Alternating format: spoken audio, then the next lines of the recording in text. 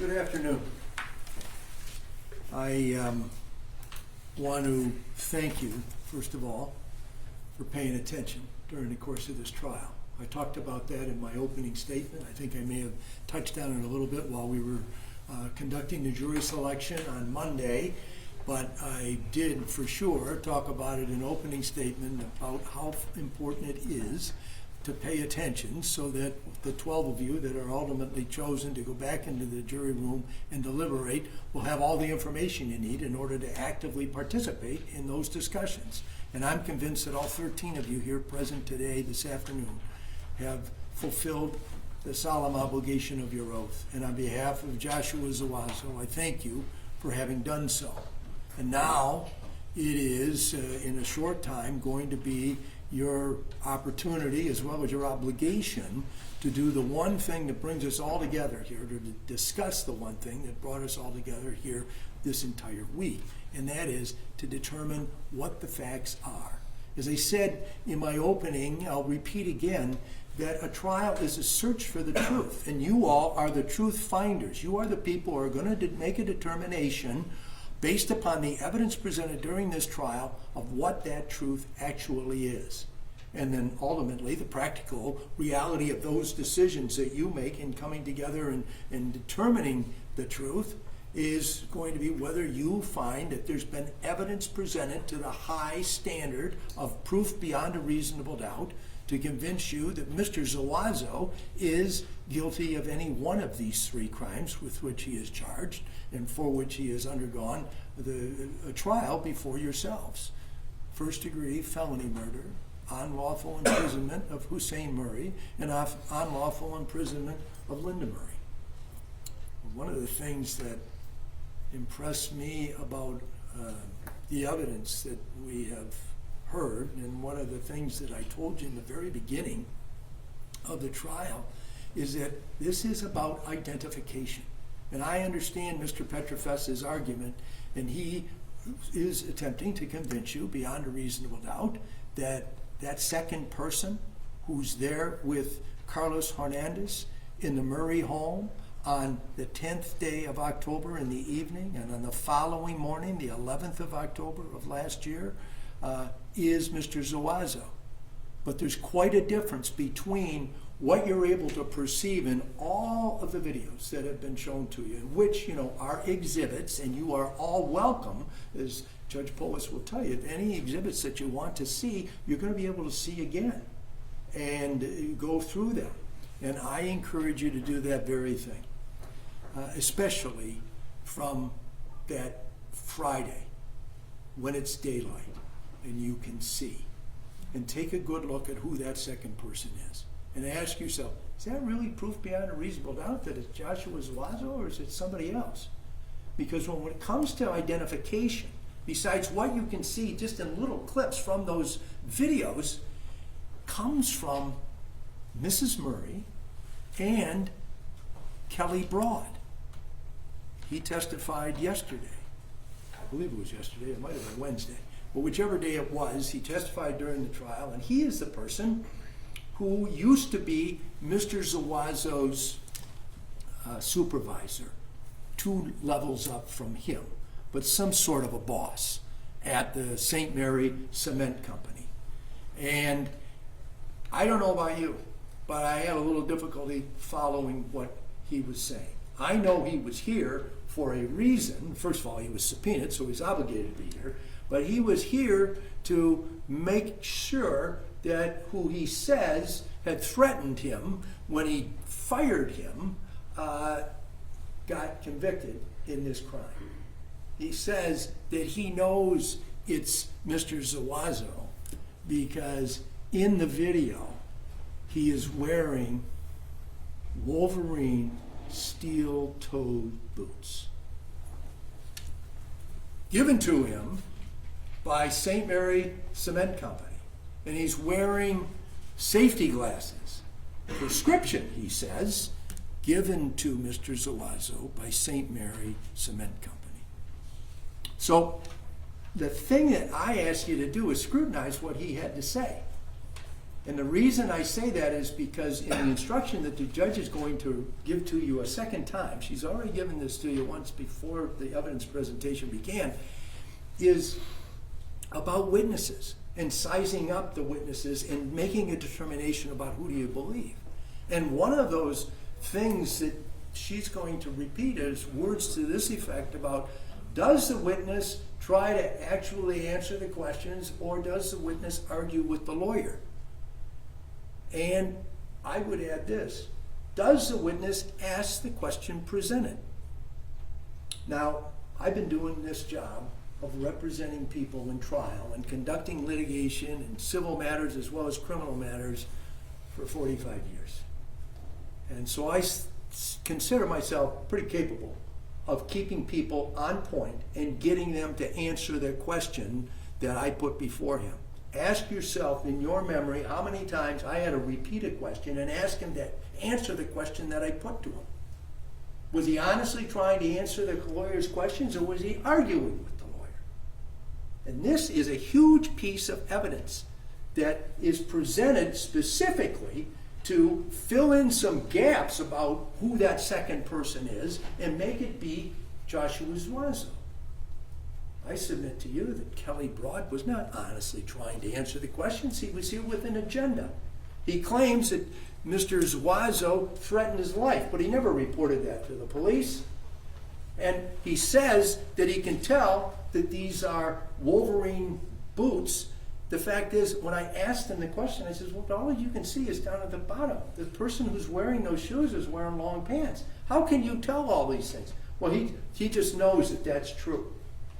Well, if that's so true, and the people's theory about Mr. Zuazo's presence at that place, the home of the Murrays, then how come there aren't some brown Wolverine steel-toed boots in Mr. Zuazo's house when it is subjected to a thorough search? Why aren't those steel-toed Wolverine boots that Mr. Broad is so certain were present in that video in the Jeep that is racing from Michigan to Texas and is stopped in Louisiana? Those are Timberline boots. And there's no evidence that those are Mr. Zuazo's boots. There's no DNA in those boots that says it is Joshua Zuazo's DNA. There is DNA that says that the blood on top of one of those two boots is Mr. Murray's. No question about that. Who is to say, what evidence is there that is reliable that it's Joshua Zuazo whose feet were in that boot? Where is this shirt that Mr.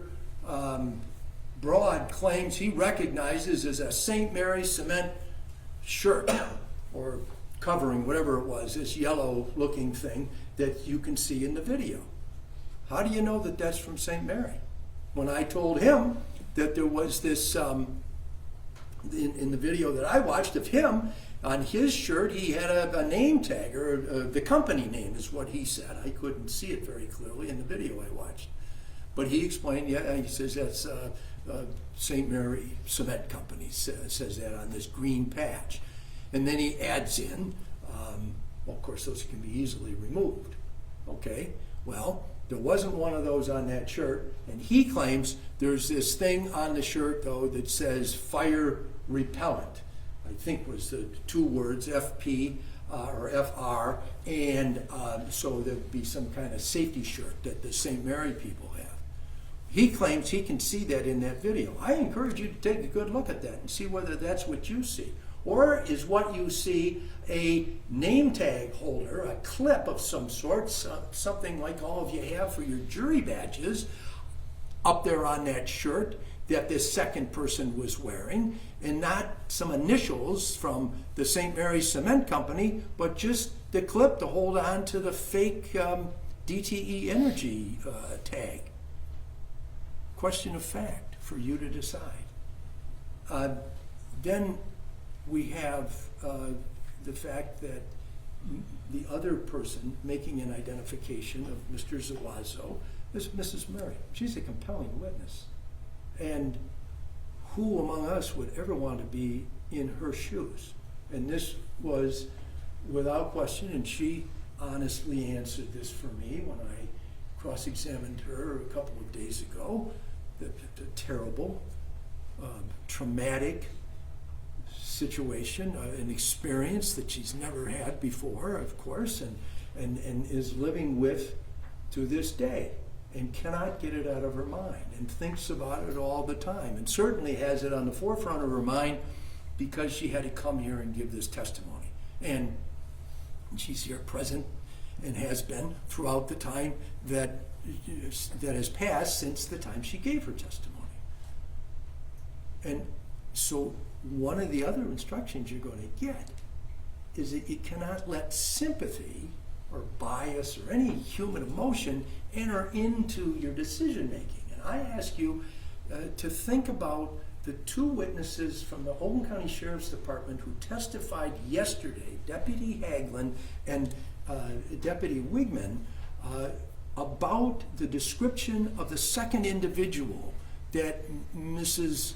Murray gave when they conducted interviews with her.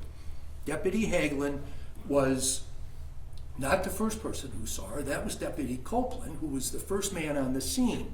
And his interaction with her was rather brief, and he got her out of harm's way, or at least where he hoped it was going to be out of harm's way, so that he could summon more deputies, and he didn't have much interaction with her. Deputy Hagelin took her and put her into a vehicle, a police vehicle, for her own safety and to give her an opportunity to be sitting down and out of all of the activity that was going on in her home, and talk to her. And what she told him was that it was a person of average size. Black male, but a person of average size. Didn't give any specifics. That was the same thing that she said to Detective Wigman, who saw her more often. He saw her in the hospital emergency room on the 11th of October, and then he said 2 or 3 or 4 other meetings after she was discharged from the hospital that day, in the following days. And those meetings were conducted in the home of her son. But never once did she give a description to say that Zuazo, or this second person rather, who she has now identified as Mr. Zuazo, was 6 foot tall. It was always a black male of average size. Now, she was specific in her description to Detective Wigman about who is, we know, Mr. Hernandez. Very tall and fat, very fat. One of the pieces of evidence that's been admitted during the course of this trial is that when Mr. Hernandez was racing away from Michigan to Texas, where he thought he could hide out until he was stopped by the Cato Parish Sheriff's Department in Louisiana, Shreveport, he got taken into custody, and as is the custom or the protocol for putting a person into custody and incarcerating him, they take some statistics or information regarding that individual, and they have him booked in at 6'6" and 450 pounds. Now, going to the basement of the home of the Murrays on the morning of October the 11th of last year, there was a person weighing 450 pounds who was very capable of squeezing the life out of Hussein Murray by using his foot, using his knee, using his hand, because no matter how you press down, what part of your body, when you're that big, you press down with your knee, your foot, your hand, you're going to have 450 pounds backing you up. And that is a tremendous amount of weight. So when we have this compression, because that's the cause of the death, is this neck compression, not only does Mr. Mr. Murray have a fractured jaw, but he has his hyoid bone right up here in the top of his neck. And that is an essential thing you need in order to be able to stay alive. His gets fractured not in one place, but in two spots. It's crushed by somebody's sustained effort to do that. Why is that going on? Who is intent about doing that? Well, I would suggest to you that the person who's text messaging back and forth between himself and his new bride, Mr. Hernandez, talking about getting a house, hope we have a good score, she's helping him plot this crime that he's committing. And remember, it isn't just a house, our house. Starting out, this young married couple with this dream of having a house will go out and commit a crime that includes a murder in order to have one. But also, not just any house. Look at those text messages that were admitted, I think, as exhibit number 22, but they're all in there. A house with a nice yard. I don't know why the plotter, the planner, who's up to her eyeballs in this thing, Amanda Diaz Hernandez, the new bride, is not sitting over here at the defense table. But that's not my decision to make. But if anybody is involved in a conspiracy to commit this robbery, this stealing of property from a person who they know to be, they being Hernandez and his wife, to be a man of property because he owns a jewelry store and he owns a pawn shop in Hamtramck, and then, he's out there scoping out the house, and you can all see, as bad as the pictures are, given the circumstances under which they were taken, the home, the Murray home, on the 10th day of October was a beautiful place where the upstairs wasn't ransacked. And you can tell they had very nice furnishings and everything was properly appointed. And it was a big house with not one but two stairways. So they've got this man targeted. And you heard Mr. Petrofessa say that Hernandez was over in that pawn shop asking to talk to and meet Mr. Murray. Why is he doing all that? You got any evidence presented to you about Joshua Zuazo pawning stuff at this place, going in, asking to talk to the owner? No. And who is the man in the forefront all the time? It's Hernandez. He's the guy right up there to the front door. He's the guy with the clipboard. And when the police come and they do the search at that house in Lincoln Park that mother, Danielle Diaz, who had the bad leg, was here yesterday with a giant chip on her shoulder, a little difficult to talk to also. When they come and they do that search, among other things, they find the DTE energy cutouts designed by, apparently, one of the two of them, or maybe both of them, worked on it together, a kind of a joint project of a young married couple, so they can have their dream house. And that's not in Mr. Zuazo's house. It got searched thoroughly. You don't see one piece of evidence in this trial that came from Mr. Zuazo's house. But there's a lot that came from Hernandez's house. How about that white shirt in the back seat of the Jeep, or the back of the Jeep, that's got Mr. Murray's blood on it? Now, I made a point, and I'm not trying to make fun of somebody because they're overweight or big. I mean, this is only because it's an essential fact in this case. It's a 6X, and his DNA, Hernandez, is in the collar, of the shirt. And if it's his shirt, then that just makes perfectly good sense. But the blood, that is Mr. Murray's. There are no clothing items. There is no evidence that connects Mr. Zuazo to Mr. Murray's blood, period. there are shoes, size 13, in the back seat or in the back of that Jeep that are taken into custody by the Cato Parish Sheriff's Department and then handed over to the Oakland County, Michigan Sheriff's Office. And those are analyzed. We had the testimony from the DNA witness here, I believe it was yesterday, Ms. Ramirez, and it's up in the octillions, for one in so many octillion that it's Mr. Murray's blood on Mr. Hernandez's shoe. There's the black gloves. There's black gloves seen by Mr. Hernandez, or on Mr. Hernandez during the crime. And what do we have in the back seat? His DNA inside those black gloves.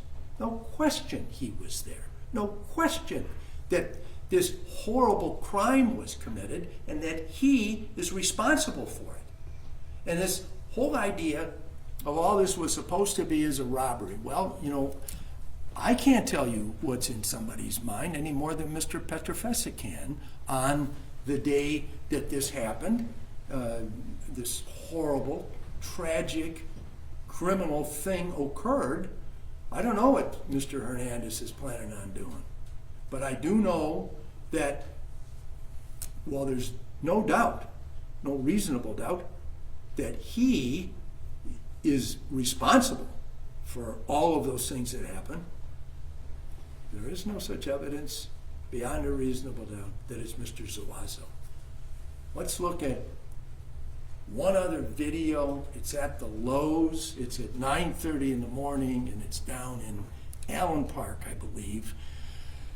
And that video shows Mr. Hernandez walking around inside the store, and then he's buying items, and then he pays for those items. There's another person with him. The people allege and argue that it is Mr. Zuazo wearing this bucket hat. And a bucket hat gets found in the back seat of this Jeep. Now, I'm not much of a hat wearer. I have a couple of baseball hats, but that's about it. I understand, though, that there are people that like that type of style of hat, and I guess in sunlight or sunshine, warm days, maybe it's a good thing to have. Keep your face from being burned up or your neck. Well, whatever the reason somebody's wearing it, if it was Mr. Zuazo, you would think that there would be some DNA on that hat, on the inside of that hat, for this person who's wearing it, if in fact that's who it was. We don't have that in evidence. We don't know whose hat that was. We don't know who was wearing it. We don't even know, really, whether the person who was wearing that hat left that hat in the back of the Jeep. But we have one other thing, and that is a number of items taken from the Murray home, stolen. Any of those at Mr. Zuazo's house? Any item from the robbery, the larceny rather, that took place as the predicate felony to charge first-degree felony murder in the hands of or anywhere near where Mr. Zuazo was? No. Let's talk a little bit about leaving town. This Mrs. Diaz, the mother, Danielle, testifying yesterday, she doesn't really know when they left. They were going to leave. They were always going to be leaving, but all of a sudden they were going to be leaving maybe that day. She was asleep because she works these long hours, so she doesn't want to give you too much information. She surely wasn't, I would say, a cooperative witness. I wouldn't tell you that she lied absolutely, but I wouldn't put a lot of faith in what she had to say. But I got thinking about the newlyweds, and what I didn't hear about from either one of them even though they have this desire to have their own house, is that either one of them had a job. We got some text messages about being behind on the rent by 5 days on the house down in Texas, or the apartment, or whatever kind of a residence it is. And then, the response is, yeah, well, we spent all that money in PR, which I imagine is Puerto Rico, but I don't really know. Probably the honeymoon. And so, no job, no means of getting the dream house or even putting food on the table. What's going on here with Mr. Zuazo? Where is he when he gets arrested? Monday morning, October the 14th, or maybe it's the afternoon, but sometime on that day when the fugitive apprehension team comes to the job site where he's working. He didn't leave town. He didn't go anywhere. He's here, easy to find. The only reason they find him is because of this Kelly Broad coming in with his chip on his shoulder to identify him and say, well, I think this is the guy. Getting even for whatever it was that he's not happy about. But Mr. Zuazo's not down in Cato Parish, Louisiana, heading to Texas. He's not getting on a plane to fly to Europe or something like that. He didn't go anywhere. Well, now why would he just be sticking around while Hernandez has gotten out before the day is over? He's on the road heading home because he doesn't have a guilty conscience. He didn't do anything. He's got nothing to run from. Let's go back to Lowe's. 9:30 in the morning. You have this video. Maybe it's Mr. Zuazo in there. That's going to be for you to decide. Let's say, for argument's sake, that it was him. That doesn't prove that he went anywhere beyond that place where that store where Mr. Hernandez made the purchases or paid for whatever it was he got. And what do you see with Zuazo? What's he got? Bottle of pop. Look at those videos. Or a bottle of something. I can't tell you it's pop. Look at those two receipts, the one from Lowe's, the one from Home Depot. There's some sort of drink in both of them. There isn't any question that these men know each other. The question is, were they there together that day at the Murray house? Are they both responsible? And certainly Hernandez was. But is Mr. Zuazo with them then? Not at 9:30. There's no crime committed at 9:30 in the morning down in Allen Park. Is he responsible for the wrongdoing in which Mr. Hernandez was engaged at 11:30 to noon later that same day, the 14th day of October? That's the question.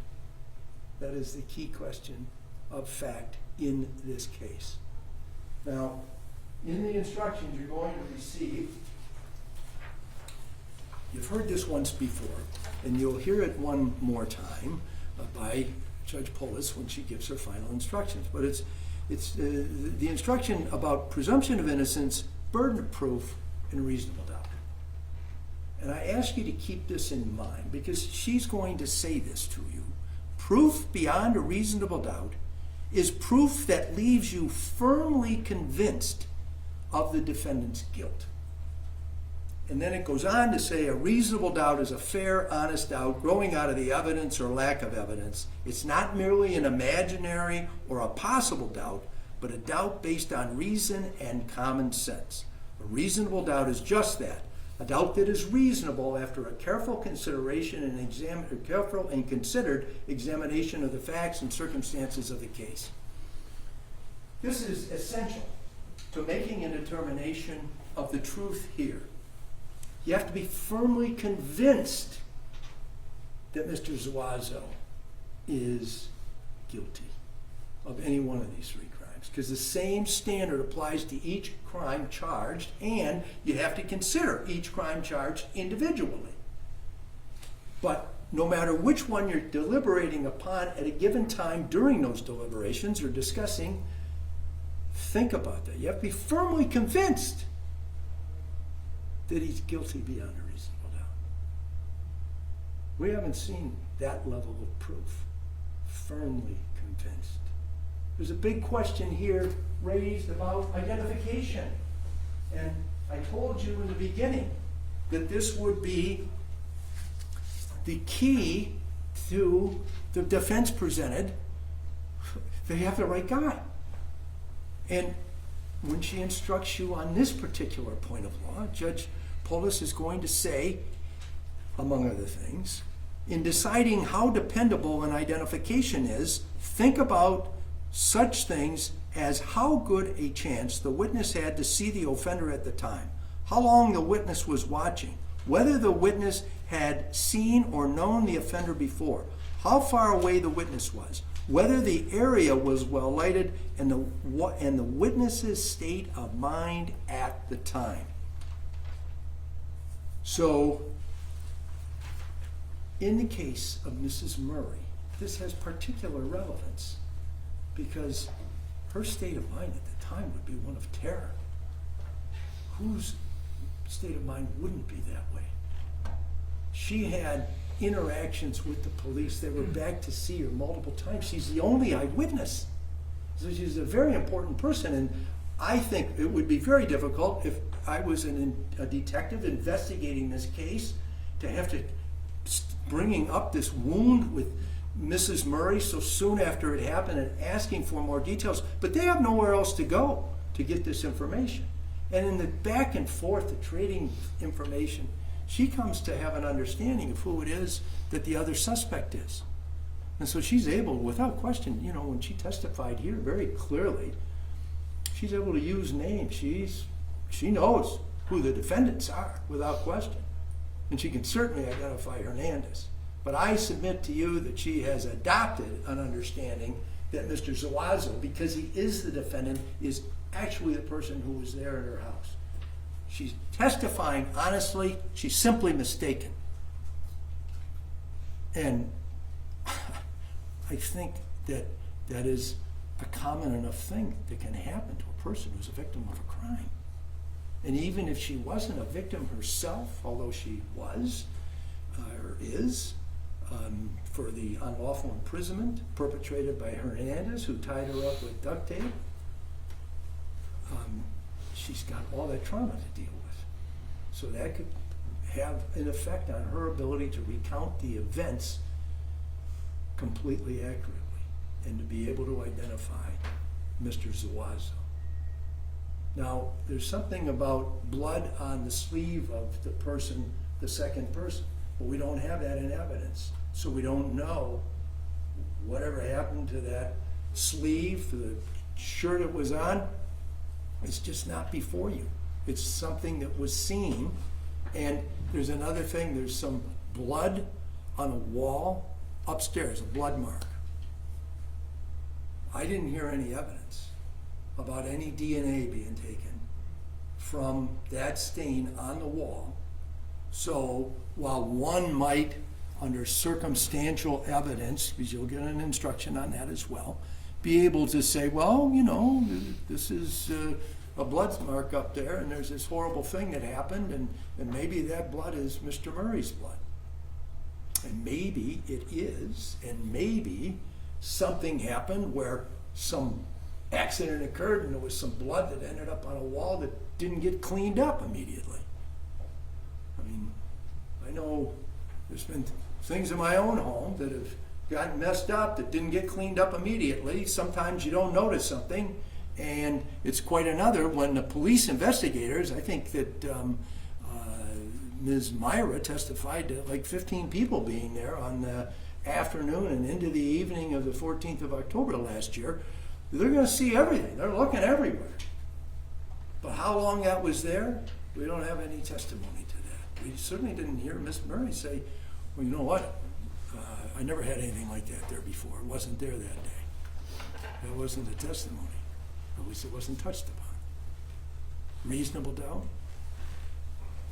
Whoever went upstairs did ransack the place. It's all terrible. It's a horrible tragedy. I, even though I'm an advocate for Mr. Zuazo, because I'm not a juror, can at least allow myself to have compassion or sympathy for Mrs. Murray. You all can't do that while you're deliberating and thinking about what the facts are. You have to use what I told you about in opening statement, or my opening statement, is that cold-eyed calculation to come to a determination of what the truth is. I know that's what you're going to do when you deliberate. I appreciate all the attention that you've paid to me here this afternoon, all the time, that you have, all the attention you paid during the course of what is now the fourth day of our trial, all 4 days. I've done everything that I can do for Joshua Zuazo. I'm going to sit down in a minute. And Mr. Petrofessa is going to get up and attempt to poke holes in what I've just told you here this afternoon, because that's the way the system works. And he gets to talk twice and I only get to talk once because he has the burden of proof. And so he gets the opportunity to give a rebuttal argument. And that's the way the rules work, and it's perfectly fine. I'm confident in that burden of proof business, and I am very confident in proof beyond a reasonable doubt that you will find that Mr. Zuazo, that hasn't been proved against him, and that he would be found not guilty. But when Mr. Petrofessa makes his points, I ask you to keep in mind those things that you anticipate after I've talked so long that I would have said, given an opportunity to get up again, which I won't have. And as I told you a moment ago, I've done everything that I can do for Joshua Zuazo. And now I leave him with you and in your capable hands. Thank you.